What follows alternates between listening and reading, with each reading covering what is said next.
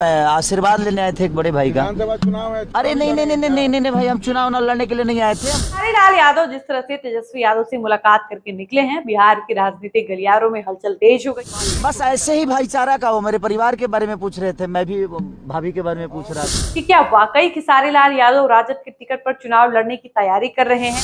खेसारी लाल यादव आने वाले वक्त में दिखाई दे सकते हैं। देखिए, कल मैं जीता नहीं, मैं आज जीता हूँ।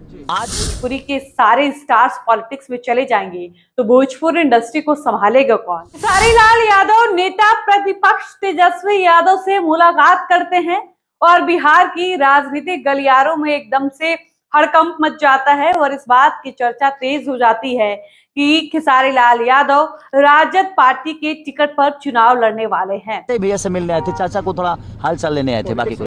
जैसे ही खेसारी लाल यादव बाहर आते हैं और वो रूबरू होते हैं तमाम मीडिया कर्मियों से, इसी बातचीत के दौरान जब खेसारी लाल यादव से ये सवाल पूछा जाता है कि आपने अभी अभी तेजस्वी यादव से मुलाकात की है और आप लोगों की बातचीत बहुत देर तक हुई है, क्या इसका ये मतलब निकाला जा सकता है कि आप राजनीतिक रूप से सक्रिय होने वाले हैं और आपको भी राजनीति में देखा जा सकता है।